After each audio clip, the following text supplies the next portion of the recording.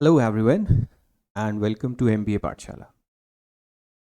तो let's continue हमारी series जिसमें हम सी मैट के प्रीवियस ईयर के क्वेश्चंस कर रहे हैं परमुटेशन एंड कॉम्बिनेशन के। तो ये उसी का सेकंड पार्ट है। तो let's continue with the questions.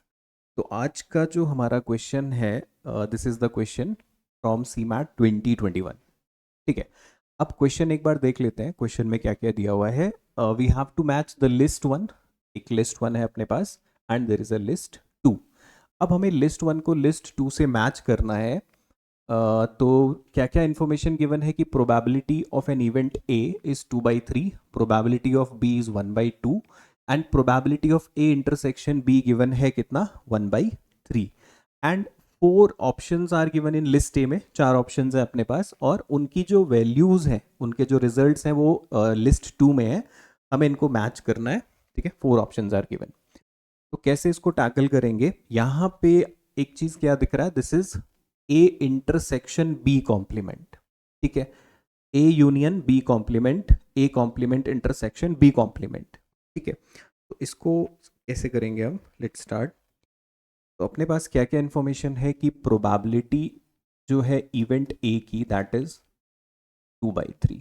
ठीक है, प्रोबेबिलिटी ऑफ इवेंट बी अपने पास जो है दैट इज 1/2। बी की प्रोबेबिलिटी कितनी है? 1/2 है and probability of A intersection B is 1/3। तो ए इंटरसेक्शन बी की प्रोबेबिलिटी है 1/3। ये हमें दिया हुआ है।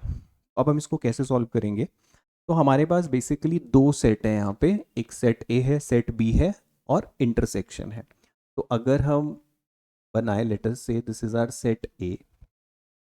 ठीक है, ये अपना सेट बी हो गया और we have intersection. This common जो रीजन है ये अपना क्या हो गया? इंटरसेक्शन हो गया। ठीक है, तो अब पहले देखते हैं हम इसमें कैसे सैंपल स्पेस हम निकालेंगे यूजिंग द प्रोबेबिलिटी। तो अपने पास थ्योरम होता है, एडिशन थ्योरम ऑफ प्रोबेबिलिटी, कि A union B, probability of A union B है that is probability of A होता है प्लस प्रोबेबिलिटी ऑफ बी होता है minus probability of A intersection B, ये होता है। अब प्रोबेबिलिटी ऑफ ए अपना दिया हुआ है यहाँ पे 2/3। ठीक है, बी का प्रोबेबिलिटी है 1/2 और ए इंटरसेक्शन की प्रोबेबिलिटी है 1/3। तो इसको अगर हम सॉल्व करें तो इधर आ जाएगा अपने पास कितना, ये 6। ठीक है, तो 4 प्लस 3 माइनस 2, दैट मीन्स कि 5/6 is the probability of A intersection B. अब जो प्रोबेबिलिटी होता है that is this is A union B. ये अपना क्या है? ए यूनियन बी है। तो ए यूनियन बी कौन सा वाला रीजन होता है? पूरा ए वाला। ठीक है, पूरा ये जो रीजन आएगा that is are A union B. तो उसकी प्रोबेबिलिटी है 5/6, मतलब जो अपना सैंपल स्पेस है, टोटल आउटकम्स हैं, अगर वो 6 है तो ए यूनियन बी कितना है? 5 है। तो हम क्या कर लेते हैं कि जो सैंपल स्पेस है अपना, अगर हम इस पूरे को 6 मान रहे हैं तो फिर ए और बी मिला के टोटल कितना होगा? 5 होगा। ए और बी मिला के कितना है टोटल? 5। अब हमें ए की जो प्रोबेबिलिटी है वो गिवन है कितना? 2/3। ठीक है, तो ए की प्रोबेबिलिटी कैसे आई होगी? ए के फेवर में कितने आउटकम्स हैं? ठीक है, और टोटल कितने आउटकम्स हैं? तो अगर हम टोटल आउटकम 6 मान रहे हैं तो लेट अस से कि अगर हम इसको 6 बना लें तो वी हैव टू मल्टीप्लाइड, तो ये आ जाएगा कितना? 4/6 रहा होगा। दैट मीन्स कि जो ए है, ए जो है टोटल वो कितना होगा? सेट ए में कितने हैं? 4 एलिमेंट है बेसिकली, और टोटल एलिमेंट कितने हैं? टोटल सैंपल स्पेस कितना है? 6। वही चीज अगर हम बी के साथ करें, इसको अगर हमें 6 बनाना है तो नीचे आ जाएगा 6, ऊपर आ जाएगा 3। मतलब बी में क्या है? टोटल कितने एलिमेंट्स हैं? 3, राइट। और ए इंटरसेक्शन बी कौन सा वाला रीजन है? ये जो कॉमन जोन है। ठीक है, common zone A intersection B है। तो यहां पे भी अगर हम सैंपल स्पेस को 6 बना लें तो ये हो जाएगा कितना? 2/6। तो जो कॉमन जोन है, कॉमन रीजन है, उसमें कितने कितने एलिमेंट है? 2 इसमें है। ठीक है, कॉमन जो दोनों का एरिया है उसमें 2 एलिमेंट्स हैं। फिर ए में टोटल 4 हैं अगर, तो 4 में से 2 यहाँ पे आ गए तो 2 यहाँ पे आ गए। बी में टोटल कितने 3, जिसमें से 2 अगर यहाँ पे आ गए तो 1 यहाँ पे आ जाएंगे, ठीक है। और बचा कितना 1, क्योंकि टोटल हमने कितना बोला है 6 बोला है, तो वो 1 यहाँ पे इस तरीके से आ गया। तो इससे अपन ने क्या निकाल लिया कि जो डिस्ट्रीब्यूशन है वो इस तरीके से है, ठीक है। अब आते हैं वापस क्वेश्चन पे। तो अभी हमने क्या बना लिया है कि एक सेट ए बनाया, ठीक है, देन सेट बी बनाया, और दिस इज द पूरा यूनिवर्सल सेट। तो सेट ए है यहाँ पे, सेट बी है यहाँ पे। अब हमें जो हमने अगर टोटल सैंपल स्पेस को 6 माना था, तो एज पर दैट अपने पास कितने थे 2 यहाँ पे थे। ए में कितने थे अगर हम यहाँ से देखें, ए में 2 एलिमेंट है, कॉमन रीजन में 2 एलिमेंट है, और इसमें 1 एलिमेंट है। तो हम उन एलिमेंट को नाम देते हैं, लेट अस से कि इधर 2 थे तो इसको ए और बी बोल देते हैं, यहाँ पे भी 2 थे, let us call them see और डी, यहाँ पे 1 था, लेट अस ई मान लेते हैं, और आउटसाइड कितना हो गया एफ, ठीक है। ये हमने क्यों किया है, बेसिकली वी हैव 2 एलिमेंट हैं जो ओनली ए में है, 1 एलिमेंट है जो ओनली बी में है, और 2 एलिमेंट किस में है इंटरसेक्शन वाले पार्ट में। टोटल कितना है हमारा सैंपल स्पेस 6, तो 2 + 2 4 + 1 5, तो 1 जो है वो बाहर आ गया। अब हम देखते हैं कि हमें क्या क्या फाइंड आउट करना है। अब देखो कॉम्प्लीमेंट सेट क्या होता है, कि जैसे अगर हम बात कर रहे हैं यहाँ पे बी कॉम्प्लीमेंट का, अब अगर मैं सेट बनाऊं पहले, तो ए जो सेट है उसमें जो नंबर ऑफ एलिमेंट्स अगर हम देखें, ए में जो एलिमेंट्स हैं they are A B C and D, these are the elements in set A. Set B में जो एलिमेंट्स हैं वो कौन कौन से होंगे, they are C D and E, ठीक है। तो यहीं से आप अगर इंटरसेक्शन देखोगे, तो इंटरसेक्शन मतलब जो दोनों में कॉमन जोन है, ये हो गया। अब ए इंटरसेक्शन, अब हम अगर बी कॉम्प्लीमेंट की बात करें, ठीक है, बी कॉम्प्लीमेंट का मतलब क्या है कि सेट बी को छोड़ के जो भी बचेगा, तो अगर हम बी कॉम्प्लीमेंट यहां पे निकालते हैं, तो बी कॉम्प्लीमेंट में कौन कौन से एलिमेंट आ जाएंगे, A B and F also, ठीक है। अगर हम बी कॉम्प्लीमेंट की बात कर रहे हैं, तो बी सेट बी को छोड़ के जो बचेंगे elements they are A B and F as well. Similarly A complement अगर मुझे चाहिए, तो ए कॉम्प्लीमेंट अगर मुझे चाहिए, तो ए को छोड़ के, ए में कितने एलिमेंट्स हैं ए बी सी डी, इनको छोड़ के जो बचेगा मेरे पास that is E and F. तो ये ए कॉम्प्लीमेंट हमारा कैलकुलेट हो गया। अब जो पहला पार्ट है दैट इज प्रोबेबिलिटी अपने को बतानी है ए इंटरसेक्शन बी कॉम्प्लीमेंट। तो ए ये रहा, ए कॉम्प्लीमेंट ये रहा, ठीक है। तो अगर A complement B intersection B complement, मतलब ए और बी के कॉम्प्लीमेंट में क्या क्या कॉमन दिख रहा है हमें, ठीक है। इंटरसेक्शन का मतलब क्या है, जो कि कॉमन है दोनों में। तो सेट ए में क्या है A B C and D, और बी कॉम्प्लीमेंट में क्या है ए बी एंड एफ। तो इंटरसेक्शन क्या है जो दोनों में कॉमन है, तो इस सेट में क्या क्या आ जाएगा, ओनली ए एंड बी। तो अब अगर मुझे इसकी प्रोबेबिलिटी बतानी है, तो प्रोबेबिलिटी में मेरे फेवर में कितने आउटकम्स हैं, ए इंटरसेक्शन बी कॉम्प्लीमेंट में 2 ही मेरे फेवर में है, तो 2, एंड टोटल आउटकम्स कितने हैं अपने पास, टोटल आउटकम्स कितने हैं दैट आर 6, तो 2/6, मतलब इसकी जो प्रोबेबिलिटी आ गई दैट इज 1/3। 1/3 कौन से ऑप्शन में, सेकंड में, मतलब ए का सेकंड होना चाहिए, तो फर्स्ट ऑप्शन में है, फोर्थ ऑप्शन में, मतलब ये 2 ऑप्शन मुझे चेक नहीं करने। इफ आइदर ए हो सकता है, आइदर डी हो सकता है फ्रॉम द फर्स्ट आइडिया। फिर सेकंड को चेक कर लेते हैं कि ए यूनियन बी कॉम्प्लीमेंट। अब यूनियन का मतलब क्या होगा, दोनों को आप क्लब कर लोगे, ए यूनियन बी कॉम्प्लीमेंट।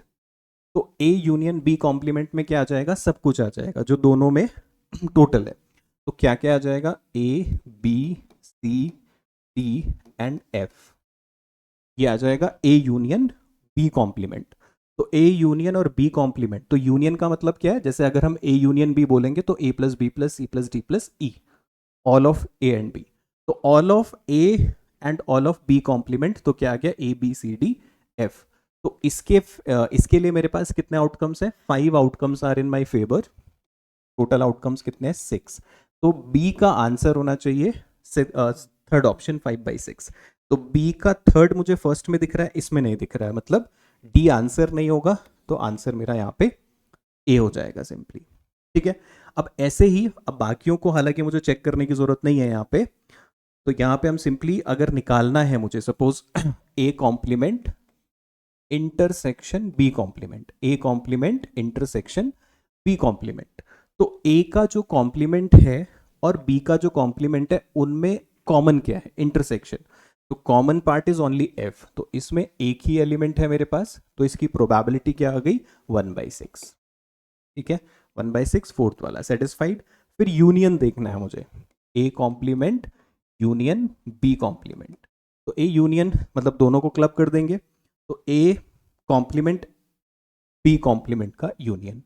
तो ए कॉम्प्लीमेंट में तो ए बी ई एफ आ जाएगा, इसमें A B E and F. तो यहाँ मेरे फेवर में कितने आउटकम्स है, 4। तो 4/6 इट विल गिव मी 2/3। तो डी का फर्स्ट। ठीक है, तो क्वेश्चन इज इजी, इसके लिए आपको थोड़ा सा आइडिया होना चाहिए कॉम्प्लीमेंट सेट्स का। तो जब भी हम बात करेंगे अगर ए कॉम्प्लीमेंट की, तो सेट ए में जितने भी एलिमेंट्स हैं उनको छोड़ के जो बाकी बचेंगे, ठीक है, सेट बी में जो ओनली बी है और बाकी जो यूनिवर्सल सेट में है, ठीक है, सारी चीजें बस ए को छोड़ के। तो कॉम्प्लीमेंट का आइडिया अगर है तो ये क्वेश्चन इस तरीके से इजीली बन जाएगा। तो इसका आंसर था ऑप्शन नंबर ए।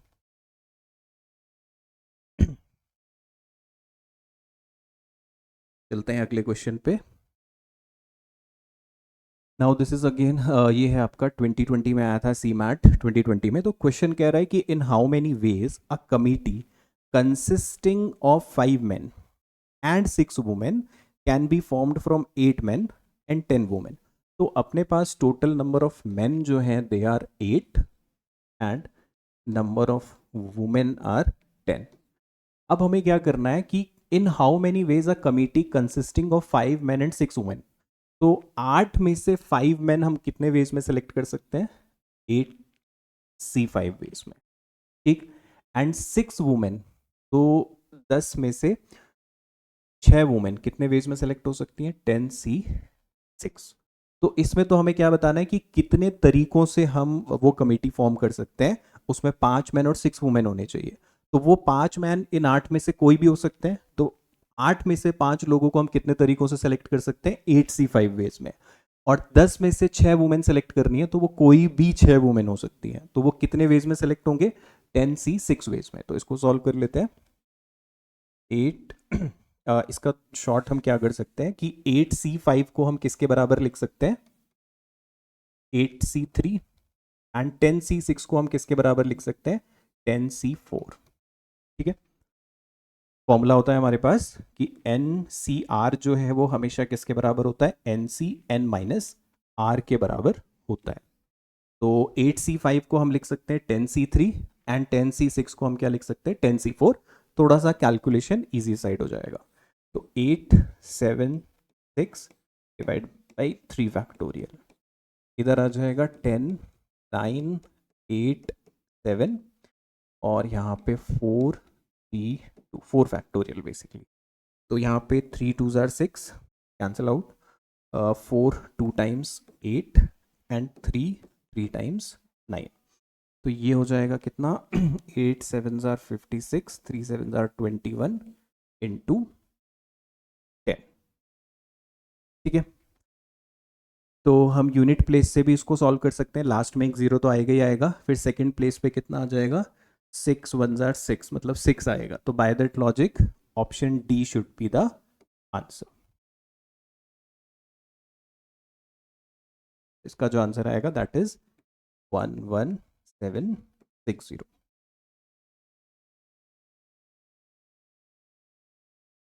तो answer for this will be 11760। ठीक है, तो बाय यूजिंग ऑप्शन भी आप देख सकते हो कि ऑप्शन में 21 आ रहा है, दैट मीन्स 7 का भी मल्टीपल हो सकता है आंसर, 3 का भी मल्टीपल हो सकता है। तो उस तरीके से भी हम चेक कर सकते हैं। जैसे 5 4 9 और 1 10, ये 3 का मल्टीपल नहीं है, ठीक है, तो ये एलिमिनेट हो जाएगा।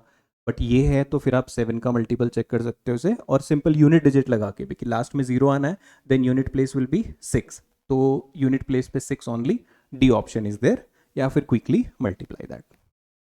Answer for this will be 11760। चलते हैं अगले क्वेश्चन पे।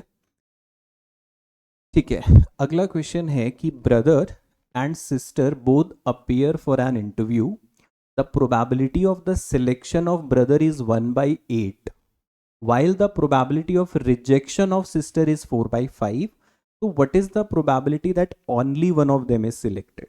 ठीक है, क्या probability है कि only one of them is selected? ठीक है, अब इस प्रॉब्लम को कैसे टैकल करेंगे कि हमें क्या दे रखा है कि ब्रदर के सिलेक्शन की प्रोबेबिलिटी 1/8 है, तो मतलब उसके रिजेक्शन की क्या प्रोबेबिलिटी हो गई 7/8। ठीक है, क्योंकि प्रोबेबिलिटी होना और ना होने का सम हमेशा कितना होता है 1 होता है। तो यहाँ पे ठीक है, ब्रदर है, सिस्टर हो गया, फिर हम बना लेते हैं यहाँ पे कि दिस इज द सिलेक्शन और इधर रिजेक्शन।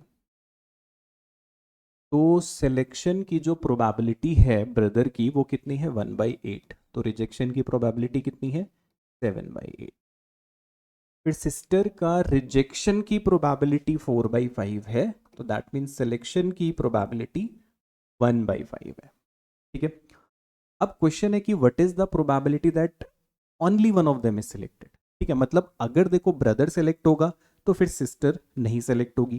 ठीक है, दूसरा केस क्या बनेगा कि सिस्टर सेलेक्ट होगी तो ब्रदर नहीं सेलेक्ट होगा, तो हमें दोनों केसेस को कंसिडर करना पड़ेगा। लेट अस से कि ब्रदर अगर सेलेक्ट होता है तो उसके क्या चांसेस है 1/8, तो अगर ब्रदर सेलेक्ट हो गया है तो सिस्टर सेलेक्ट नहीं होगी, तो उसके क्या चांसेस है 4/5।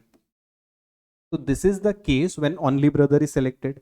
फिर अगर सिस्टर सेलेक्ट होती है तो सिस्टर के सेलेक्ट होने की प्रोबेबिलिटी है 1/5, तो उस केस में ब्रदर के रिजेक्शन होने की प्रोबेबिलिटी कितनी है 7/8, इधर आ जाएगा इनटू 1/5।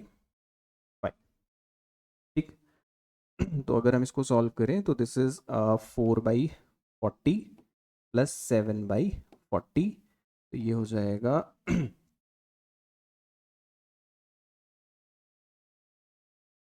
11/40। तो 11/40 इज द प्रोबेबिलिटी कि एटलीस्ट दोनों में से सिर्फ एक, sorry, only one is get selected, at least नहीं ओनली वन इज सेलेक्टेड। ठीक, तो ये कंडीशन बनेगा, तो इसका आंसर हो जाएगा फर्स्ट ऑप्शन 11/40, ऑप्शन ए।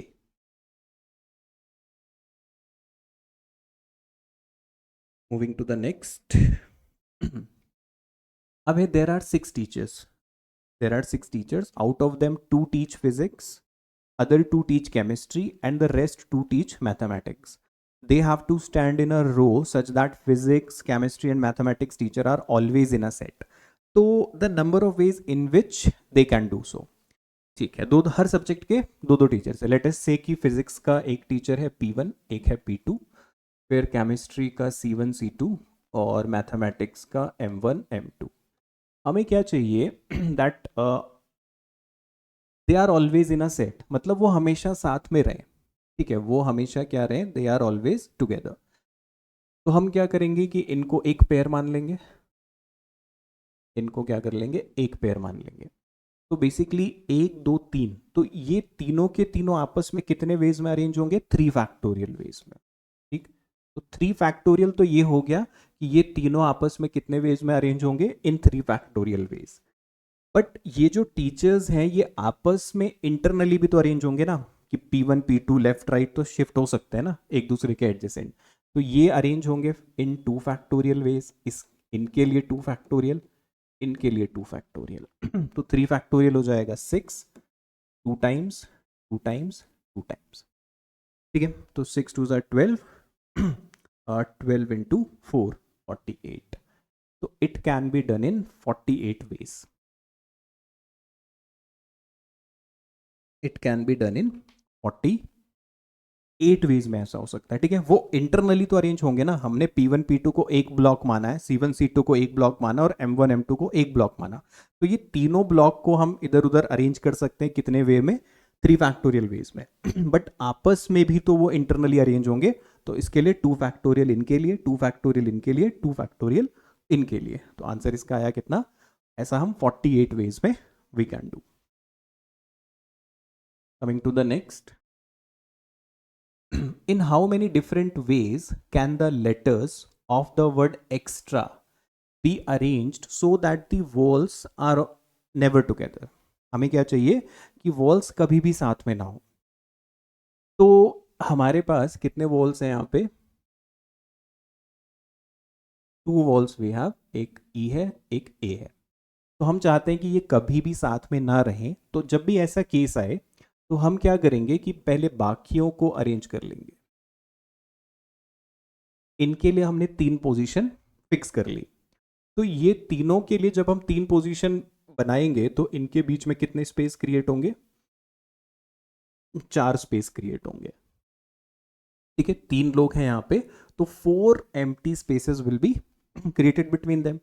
तो ये तीनों वॉवल जो हैं, सॉरी ये 3 कॉन्सोनेंट जो हैं एक्स टी और आर, इनको हम आपस में घुमा सकते हैं या परम्यूटेट कर सकते हैं कितने वेज में, 3 फैक्टोरियल वेज में। ठीक है, क्योंकि इनके लिए ये 3 पोजीशंस हमने डिफाइन कर दी। अब जो वॉवल्स हैं, देखो वॉवल्स अब इनमें से किसी भी पोजीशन पे वो जाके बैठे, वो कभी भी एक दूसरे के एडजेसेंट नहीं होंगे। तो जैसे मान लो कि ए आता है, तो ए के पास कितनी चॉइस है, 1 2 3 4, तो ए के पास है 4 वेज। फिर ई के पास कितनी चॉइस बचती है, कोई भी एक पोजीशन अगर ए लेता है तो बचेंगी कितनी पोजीशन, 3।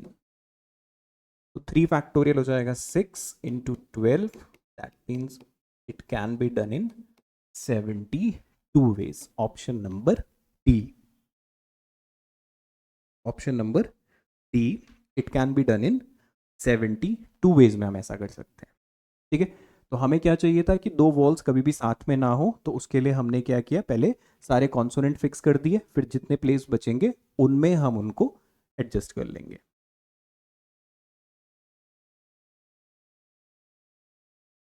ओके तो अगला क्वेश्चन है अपने पास कि a management institute has 6 senior professors, 4 junior professors, 3 professors are selected at random for a government project. Probability that at least one of the junior professor would get selected. ठीक है, मतलब एक junior professor कम से कम एक होना चाहिए, that minimum 1। ठीक है, 2 भी चलेंगे 3 भी चलेंगे। तो 6 अपने पास सीनियर प्रोफेसर्स हैं, 4 अपने पास जूनियर प्रोफेसर्स हैं। तो देर आर 3 केसेस कि senior professor and junior professor. तो we need at least 1 junior professor. तो यानी एक चलेगा, तो बाकी 2 कितने होंगे, senior, because we have to select a total of 3। हो सकता है कि देर आर 2 जूनियर्स, तो there will be 1 senior professor.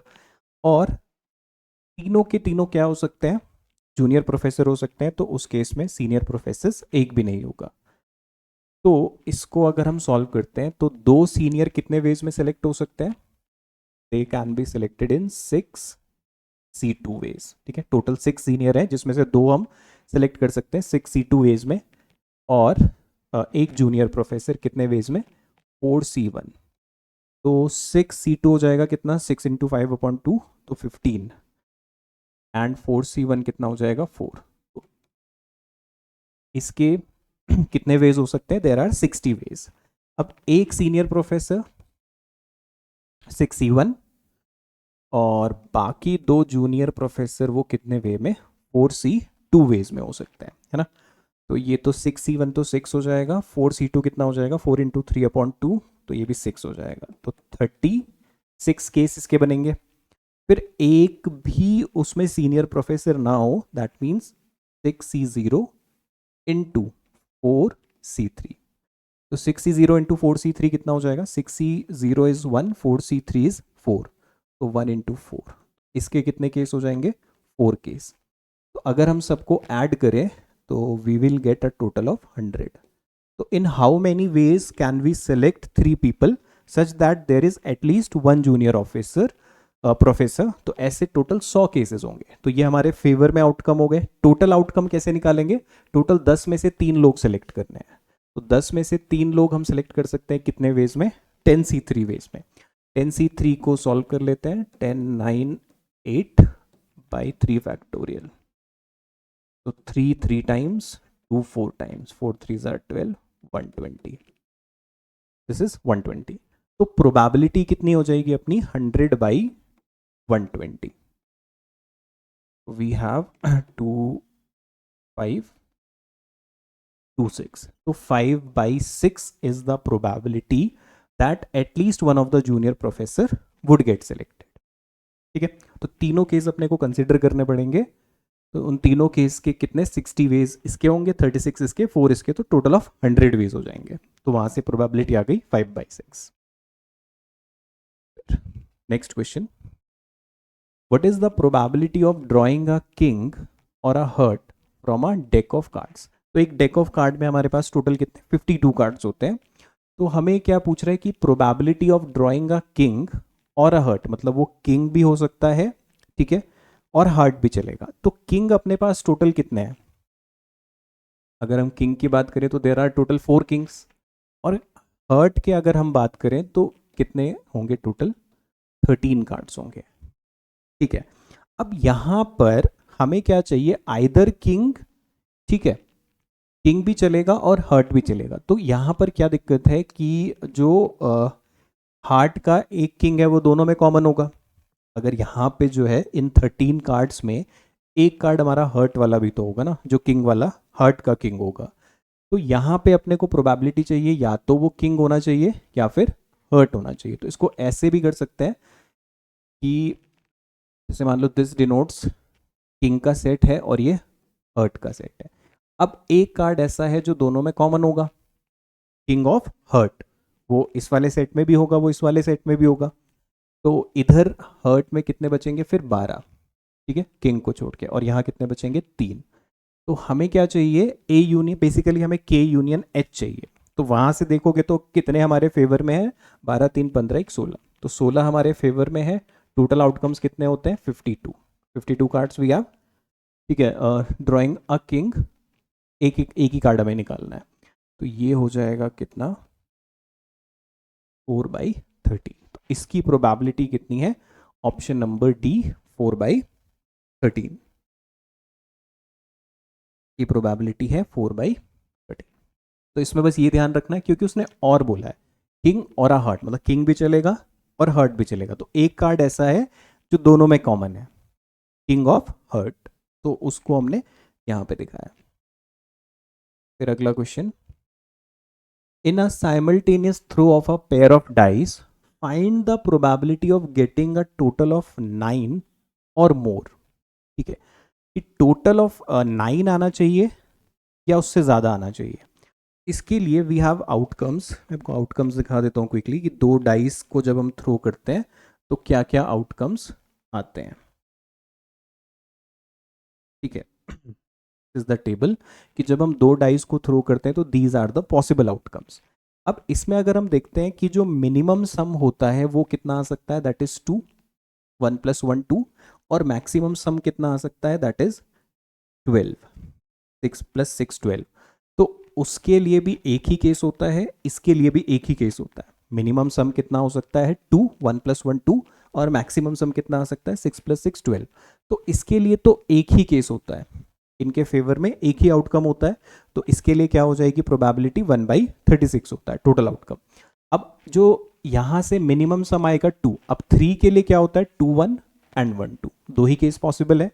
Similarly 11 के लिए 6 5 और 5 6, यही पॉसिबल है. तो इधर से आप बढ़ाते चलो और इधर से कम करते चलो कि मैक्सिमम 12 के लिए एक केस है, 11 के लिए 2 है. यहाँ पे मिनिमम 2 के लिए एक केस है, 3 के लिए 2 केस है. फिर अगला जो सम आएगा 3, उसके लिए 3 केस. फिर अगला सम आएगा 5, 4 के लिए, सॉरी 4 आएगा अगला सम, 4 के लिए कितने केस 3, 5 के लिए कितने केस हैं 4, 6 के लिए कितने केस हैं 5, 7 के लिए कितने केस हैं 6. फिर उसके बाद कम होना शुरू हो जाएगा. 8 के लिए कितने केस है 1 2 3 4 5 केस है. ठीक है, फिर 9 के लिए तो हमें क्या चाहिए था 9 और मोर, तो कितने केसेस बनेंगे, ये केसेस बनेंगे. तो 1 2 3 4 5 6 7 8 9 10, 10 ऐसे केसेस हैं जो हमें क्या देंगे, सम जो आएगा वो 9 या probability of a 9 or more. तो कितने केसेस हैं 10, 10 आउट ऑफ 36, 2 5 5/18। तो इसको याद कैसे रखना है, ऐसे याद रख सकते हैं कि जो मिनिमम सम है वो 2 आ सकता है और मैक्सिमम 12 आ सकता है। तो अब जो मिनिमम सम है उसके लिए एक ही केस होगा, तो प्रोबेबिलिटी 1/36 है। फिर जो सम है वो 3 होगा और यहाँ से 11, इसके लिए कितने केस होंगे, 2/36। फिर अगर सम अपना 4 है और यहाँ से कितना आएगा 10, उसके लिए कितने पॉसिबिलिटी है, 3 पॉसिबिलिटी है, उसके फेवर में 3 आएंगे, 3/36। फिर ऐसे ही 5 है और यहाँ से 9 है, तो इसके लिए 4 होंगे। फिर 6 हमारा सम है, इसके लिए 5/36, यहाँ से 8 आएगा। फिर 7 के लिए कितने हैं, 6/36। ठीक है, तो ऐसे फिर हम याद रख सकते हैं, और वो जो सैम्पल स्पेस है उनको दिमाग में रखना है। इसका जो आंसर हो जाएगा that is 5/18। Probability of getting a total of 9 or more, तो 5/18। अगले पे चलते हैं। How many in how many different ways can 3 red ball, 2 balls and 4 yellow balls are arrange so that the balls of the same colour come together. हमें क्या चाहिए, balls of the same colour है वो हमेशा साथ में आए। तो वी हैव रेड बॉल्स जो कि कितनी है 3, ब्लू बॉल्स कितनी है 2 एंड येलो बॉल्स कितनी है 4। तो we need to find such that balls of the same colour come together. तो सेम कलर की जो बॉल्स हैं ये हमेशा साथ में आए, तो इनको एक पेयर मान लिया। तो ये आपस में कितने वेज में अरेंज होंगे, 3 फैक्टोरियल। ठीक है, इंटरनल अरेंजमेंट भी होगा, 2 फैक्टोरियल, इसका 3 फैक्टोरियल, 2 फैक्टोरियल, 4 फैक्टोरियल। तो 3 फैक्टोरियल हो जाएगा 6 इंटू 6 इंटू 2, 4 फैक्टोरियल हो जाएगा कितना, 24। तो 6 6 36, 36 इंटू 2, 72 इंटू 24। तो दिस विल बी 8। 8 वाला एक ही ऑप्शन है, तो we can rule it out.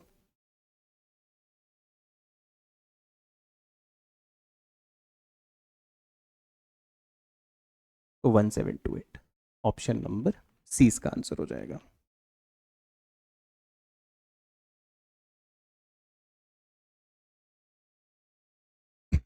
अगले पे चलते हैं। In a box there are 8 yellow balls, 4 black balls. If 3 balls are drawn at random, what is the probability that 2 are yellow and 1 black? ठीक है, हमारे पास 2 बॉल येलो होनी चाहिए, 1 black. तो येलो बॉल कितनी है अपने पास 8, तो 8 में से हम 2 कितने वेज में सेलेक्ट कर सकते हैं, 8C2 वेज में। और तीसरी बॉल होनी चाहिए ब्लैक, ब्लैक अपने पास कितनी है 4, तो 4C1। तो ये हमारे फेवरेबल आउटकम्स हो गए। एंड टोटल आउटकम्स कितने हो जाएंगे, 8 + 4 12, तो 12C3। ठीक है, 8 येलो बॉल्स हैं अपने पास, 4 ब्लैक बॉल्स हैं। तो probability we have to find कि what is the probability that 2 are yellow. तो येलो हम कितने वे में सेलेक्ट कर सकते हैं, 8C2 में। और फिर तीसरी बॉल जो है वो ब्लैक हो तो वो 4C1 वेज में हो सकती है। तो फेवरेबल आउटकम्स, टोटल आउटकम्स, तो 8C2 अपना हो जाएगा कितना, 8 इंटू 7/2, तो ये तो आ जाएगा 4 इंटू 7 इधर आ गया, 4C1 हो जाएगा 4, 12C3 हो जाएगा 12, 11, 10, और 3 2 1 ऊपर आ जाएगा। ठीक, तो 4 3 टाइम्स 12 कैंसल्ड आउट, तो वी हैव 2 5s are 10, तो 4 7s are 28/55, 28/55 सेकेंड ऑप्शन।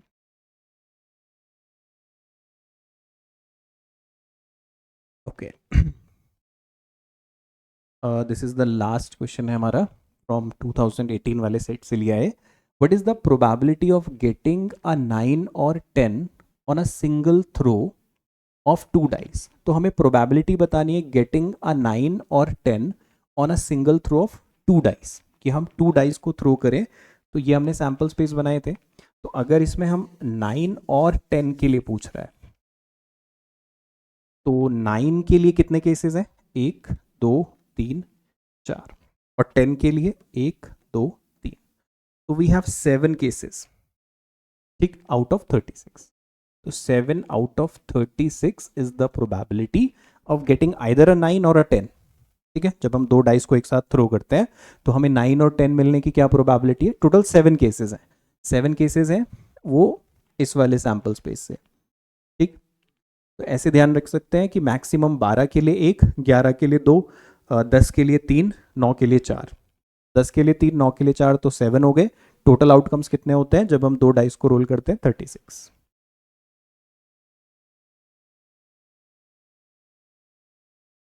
तो that is all from this session. तो जितने भी मोस्टली प्रीवियस ईयर के क्वेश्चन है वो सब हमने इसमें कंपाइल किए एंड उनके सॉल्यूशंस हमने देखे। तो I hope you guys like this solution. ठीक है, this so thank you for watching. See you in the upcoming session with a new topic.